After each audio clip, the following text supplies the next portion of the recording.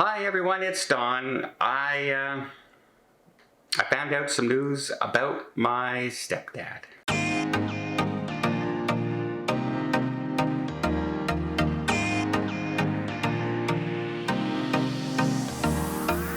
So I did a video the other day about my stepdad and how unfortunately he also has now been discovered with cancer. It's small cell cancer and it's spread to multiple areas of the body.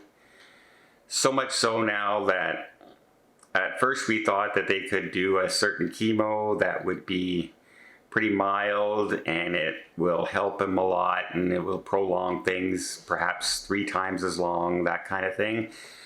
But after more tests and things like that, it's been discovered that being in the bone now and the blood and so many locations that the type of treatment he would have to go is very, very severe, will put him in a lot of pain at his age and make him very, very uncomfortable and may not do that much good, may not prolong anything very long. And my stepdad has looked at that and thinks to himself that he'd rather have whatever time he has left to have better quality of life. And he's decided not to take the treatment. Now that's a big decision in our family.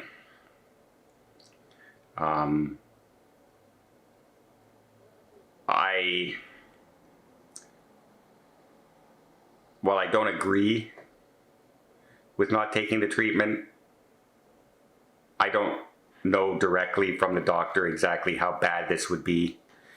But it's just not in my frame of mind to say, yeah, I'm going to that's the end kind of thing. It may come to that, folks. I'm about to deal with my 4th cancer. 4th area on my body of cancer. And it may come to a point where enough is enough, but I'm not at that point. And I don't fathom my mind getting to that point, but I have to respect my stepdad's wishes. I'm not going to argue with him. I tell him my point of view, but I respect his wishes and his way of dealing with his life. And my only thing I can do is try and make him as happy and as comfortable as possible, because the doctors are painting a pretty grim picture of the last few months. And right now he's doing okay and he's dealing with things and his frame of mind is good. But they say it's not going to be a slow process. It's going to be a very, very fast process. And I remember when my mother, my stepdad's wife, first got diagnosed with cancer. She had lung cancer, but she was a pack and a half smoker a day all her life. And when they discovered the tumor in her, it was like that big in her lungs. And they went in and took it out, but it was too late. It spread, and the chemo was too rough on her. She couldn't move. She couldn't do anything. She was in a lot of pain. She stopped her chemo, and 2.5 months later, she was gone. It happens that fast.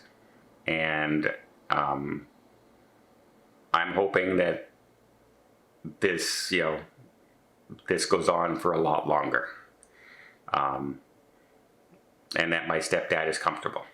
And he knows that we'll be there every step of the way with him, and help support him in any way he needs. And while I don't agree with the decision,